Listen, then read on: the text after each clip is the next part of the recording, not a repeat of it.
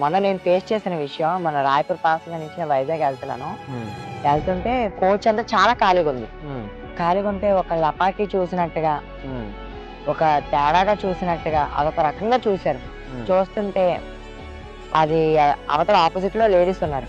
వాళ్ళు అన్‌కంఫర్టబుల్ గా ఫీల్ అయ్యి వా ఈ అంటే నెక్స్ట్ కోచ్ కి, ఎందుకంటే నేను అబ్జర్వ్ చేశాను బాగా.